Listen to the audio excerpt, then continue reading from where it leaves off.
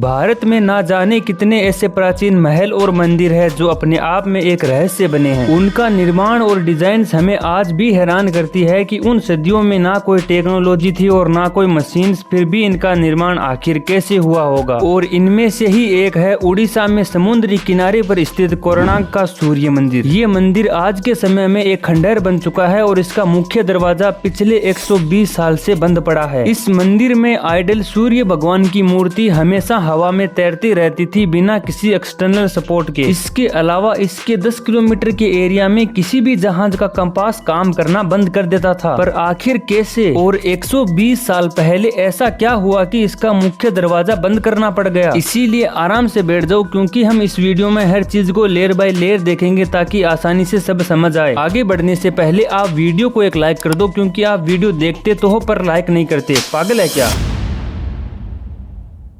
चलो शुरू से शुरू करते हैं। बात है सन 1238 की, जब ईस्टर्न गंगा डायनेस्टी के राजा नरसिंहदेव प्रथम ने इस कोणार्क के सूर्य मंदिर का निर्माण शुरू करवाया था। ये मंदिर सूर्य देवता को समर्पित था और इसका डिजाइन एक बड़े रथ के जैसा बनाया गया था जिसमें 12 जोड़ी यानी 24 पत्थर के पहिए जो 12 महीनों के चक्र को दर्शाते हैं और 7 घोड़े जो हफ्ते के 7 दिनों का प्रतीक माना जाता है। और सबसे खास बात है कि ये पहिए इतने परफेक्ट है कि आज भी जब सूर्य की किरणें इन पे पड़ती है तो वो टाइम बताते हैं मिनट बाय मिनट, जैसे वो कोई एंशिएंट सनडायल हो। इसके निर्माण के लिए 1200 आर्टिजन्स ने 12 सालों तक मेहनत की चीफ आर्किटेक्ट बिशु महाराणा के तहत। और 35 किलोमीटर दूर नीलगिरी पहाड़ी से खोंडालाइट पत्थर लाए गए जो चंद्रभागा नदी के रास्ते ब्रिज से लाए गए थे। ताड़ के पत्तों की पांडुलिपियां जो 1960 में मिली थी वो बताती है कि उन्होंने स्काफ फोल्डिंग क्रेन्स और पुली का इस्तेमाल किया था जो आज के इंजीनियर्स के लिए बहुत हैरानी की बात है। हर पत्थर पे मिथुन के आंकड़े और देवता व दिव्य प्राणियों के नक्शे बने हुए हैं, जैसे ये मंदिर देवता ब्रह्मांडीय कहानी सुनाता है। लेकिन साल 1264 में जब मंदिर का बाकी कार्य पूर्ण हो चुका था तब शिखर का फाइनल स्टोन जो शिखर को स्टेबलाइज करता है वो फिट नहीं हो रहा था। इससे राजा नरसिम्हा देव को बहुत गुस्सा आया और उन्होंने 1200 मजदूरों को मौत की सजा सुनाई। लेकिन एक 12 साल का लड़का धर्मपद जो वास्तुकार बिशु महाराणा का बेटा था, उसने दिन रात मेहनत करके उस स्टोन को फिट कर दिया। लेकिन उन आर्टिजन्स ने अपनी इज्जत बचाने के लिए धर्मपद को कहा कि वो अपने आप को सेक्रीफाइस कर दे क्योंकि राजा को पसंद नहीं था कि कोई आउटसाइडर उनकी मदद करे। तब धर्मपद ने चंद्रभागा नदी में छलांग लगाकर अपनी जान दे दी। धर्मपद की मौत के बाद मंदिर की पूजा पाठ बंद हो गई। वहाँ के लोगों का मानना था कि धर्मपद के श्राप ने मंदिर को बर्बाद कर दिया। 17वीं सदी आते आते चंद्रभागा नदी का फ्लो ही बदल गया जिसने तटीय कटाव किया और मंदिर का स्ट्रक्चर वीक हो गया। इसके साथ मंदिर का शिखर जो धर्मपद ने बनाया था वो भी गिर गया। सन 1800 के आसपास ब्रिटिश सर्वेयर ने नोटिस किया कि मंदिर के पास कंपास काम ही नहीं करता और वर्कर्स ने स्ट्रेंज वाइब्रेशन भी फील की। ये सब चीजें एक अजीब सी कहानी बनाते हैं लेकिन असली ट्विस्ट अभी बाकी था।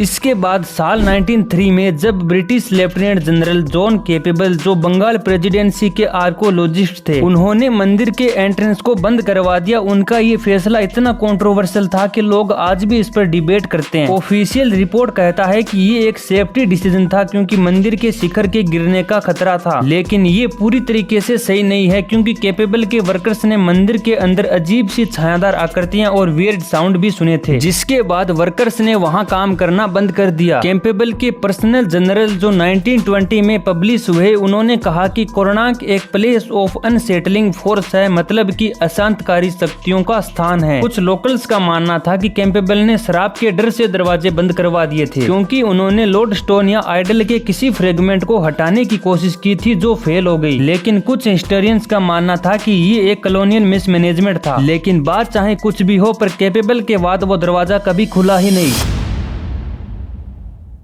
अब इस पूरी कहानी को साइंटिफिक तरीके से देखते हैं कि आखिर मंदिर के आइडल हवा में कैसे तैरता था और कंपास काम करना बंद क्यों कर देता था। मंदिर के गर्भागृह में जो आइडल सूर्य देवता की मूर्ति हवा में तैरती है वो मुमकिन है शिखर पे लगे हुए लोड स्टोन की वजह से, जिसका मैग्नेटिक फील्ड आइडल के अंदर लगे लोहे के प्लेट्स को सस्पेंड रखता था। ये टेक्नोलॉजी आज के इंजीनियर्स के लिए भी एक चैलेंज है क्योंकि ऐसी प्रिसीजन उस 13वीं शताब्दी में सोचना भी मुश्किल था। ये मैग्नेटिक फील्ड इतना स्ट्रॉन्ग था कि 16वीं सदी के पोर्तुगीज सेलज के कंपास 10 किलोमीटर दूर से ही खराब हो जाते थे और ये रात में चलते जहाजों को काला दिखाई पड़ता था, इसीलिए इसका नाम ब्लैक पेगोडा रखा गया। लेकिन शिखर कोलैप्स के टाइम ये पत्थर कहीं खो गया, पर आज भी कोणार्क के पत्थरों में फेंट मैग्नेटिक प्रॉपर्टीज है जो इस थ्योरी को सपोर्ट करती है, लेकिन साइंस भी इसे पूरी तरीके से एक्सप्लेन नहीं कर पाती है और लोकल्स का मानना है कि लोड स्टोन का गायब होना उस श्राप का नतीजा है। 2025 में ASI ने रिस्टोरेशन के दौरान इस मंदिर में एक हाइडन चेंबर का हिंट पाया, जहां ग्राउंड पेनेट्रेटिंग रेडार ने मेटेलिक ऑब्जेक्ट और सील्ड स्टोन डोर दिखाए जो गर्भगृह के नीचे हैं। लोग कहते हैं कि यहाँ सूर्य का लोस्ट आइडल या लोड स्टोन के फ्रेगमेंट हो सकते हैं, लेकिन ये चेंबर अभी भी सील्ड है। लेकिन इसे जब भी खोलने की बात आती है तो वहाँ के लोकल्स रोक देते हैं कि उनका मानना है कि जो भी इसे खोलेगा या इसके अंदर जाएगा उस पे उस श्राप का असर पड़ेगा। लेकिन इस मंदिर का राज तब तक नहीं खुलेगा जब तक वो सील्ड दरवाजा नहीं खुल जाता। तो आज का वीडियो बस इतना ही। अगर आपको 1% भी वीडियो पसंद आया हो तो वीडियो को लाइक कर देना और चैनल को सब्सक्राइब भी कर लेना, क्योंकि आपका एक सब्सक्राइब से कुछ नहीं जाता और मेरी हेल्प हो जाएगी।